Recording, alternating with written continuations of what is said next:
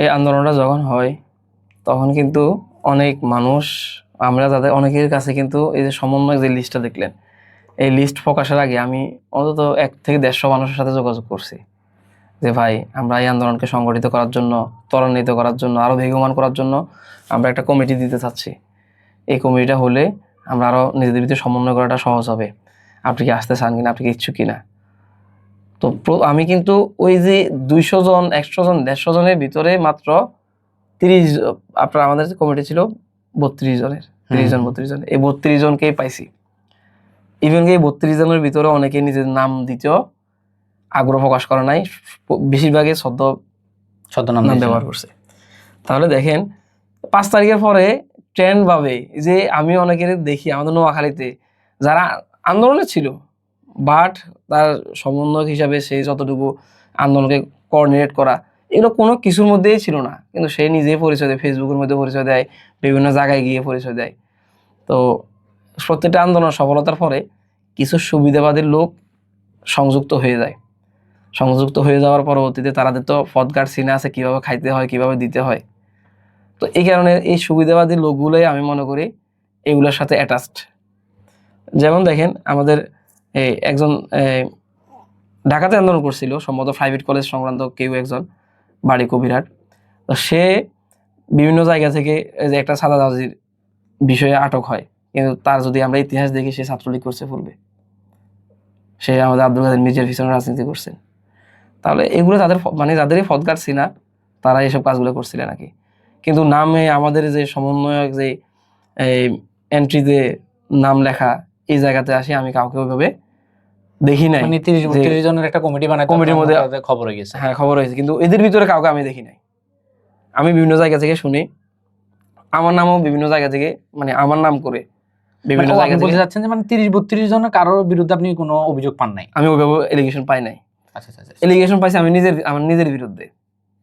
নিজের বিরুদ্ধে বলতে আমি বলি এই যে তখন বিভিন্ন জায়গায় গিয়ে আপনি বলেন ওই যে সরকারি একটা হসপিটাল আছে, মা ও শিশু সহায়তা কেন্দ্র বা নর্মাল ডেলিভারি সেন্টার কেন্দ্রিক, ওই যে বার্লিংটন মোড়ে এই হসপিটালটা, ওইখানে আমার নাম করে কে জানি 2000 টাকা ওইখান থেকে নিয়ে আসছে, এনে এনে বলতেছে আরিফ ভাই পাঠাইছে, কম্বল বিতরণ করবে, আপনি সহযোগিতা করেন। আমি জানিও না।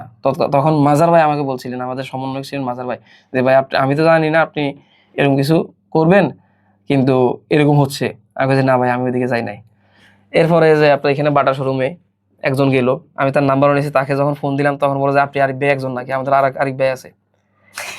এরপরে এখানে বাদগর নামে একটা রেস্টুরেন্ট উদ্বোধন হবে, ওইখান থেকে এসে নাকি আমার নাম করে বলতেছিল। আমি তখন বললাম, আমাদের ওসমান ভাই ছিল, ডাক্তার ওসমান ভাই, আমি ওনাকে বললাম যে আপনি আগে বাঁধেন, বাঁধার পরবর্তীতে আমি আসি এগুলো দেখতেছি। তো এইগুলোর কারণে আমি ফেসবুকে স্ট্যাটাসও দিছি। আমি প্রথমত যারা আইন শৃঙ্খলা বাহিনী আছে, আমি তখন সুদাম থানার ওসি ছিলেন আমাদের কামরুল ভাই, আমি ওনার কাছে গেলাম যে ভাই আমার নামে এখান থেকে এই হচ্ছে 2000 টাকা, 1000 টাকা, 3000 টাকা, তো এইগুলো নিয়ে আমি কিভাবে বলবো? ও যে ভাই আপনি এখানে আছেন, আপনার জায়গা থেকে এটা হবেই, এটা আমি আমার আইন দিয়ে কোনোদিনও প্রোটেস্ট করতে পারবো না।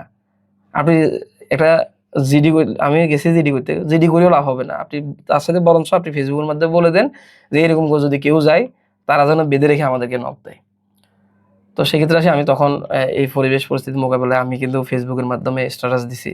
স্ট্যাটাস দিয়ে বললাম যে এরকম যদি আপনাদের কাছে কেউ যায়, আমি আমার নামে করে বিভিন্ন জায়গা থেকে টাকা ঢুকে নিচ্ছে, যদি এরকম কিছু কেউ যায় আপনারা দয়া করে বেঁধে রাখবেন, বেঁধে রেখে আমাদেরকে জানাবেন, তাদের ভিতরে আমরা আইনি ব্যবস্থা নিব। তো এই বিষয়গুলো আমরা শিকার হচ্ছিলাম আর কি। তো দেখেন এখানে ওই যে মানে একটা বড় পর্যায়ে থাকলে, বড় জায়গায় যাইলে আপনার নাম ইউজ করে অনেকে অনেক খারাপ কাজ করতে চাইবে। তো আমরা যারা এই ভুক্তভোগী তাদের এই যে ভেরিফিকেশন তারা করা উচিত। আমার সঠিকভাবে ভেরিফিকেশন, আমার ফেসবুক আইডি সবার কাছে আছে, বেশিরভাগ মানুষ আমার ফেসবুক আইডি জানে, আমার নাম্বার চাইলেই নেওয়া সম্ভব। তো সেক্ষেত্রে আসি যারা তাদের কাছে যখন এই বিষয়গুলো নিয়ে যায়, তারা তো তাদের ভেরিফিকেশন করা উচিত যে আমরা তো আরিফকে যতটুকু জানি আরিফ এরকম না, আরিফকে আমি একটু ফোন দিয়ে দেখি, তখন এই বিষয়গুলো সমাধান হয়ে যায়। কিন্তু বোকার মতো করে সবাই তো দেয় না, আমাদের কিছু সহজ সরল মানুষ আছে, কিছু সহজ সরল নাগরিক আছে, তারা এই বিষয়গুলা শিকার হয় আর কি। না দেখেন, আমি 5 তারিখ পর থেকে দেখেন আমি কিন্তু কোনো একজন মানুষের সাথে উচ্চ গলায় কথা বলি নাই। আমাকে মানুষ যতটুকু চিনে, আমি কাউকে তো ক্ষতি করা তো দূরের কথা, উচ্চ গলায় কারোর সাথে কথাও বলি নাই। তো সেক্ষেত্রে আমি সবসময় অ্যাভেলেবেল ছিলাম, যে যখন আমাকে চাইছে ফোন দিছে আমি সবসময় সিনিয়র না সিনিয়র আমি সবাইকে সবসময় কি বলে যতটুকু সহযোগিতা করা যায়। সহযোগিতা বলতে আমি দেখা করা, সাক্ষাৎ করা, কথা শোনা, অন্তত সহযোগিতা করতে না পারি অন্তত কথা শোনার বিষয়ে সবসময় আন্তরিক ছিলাম।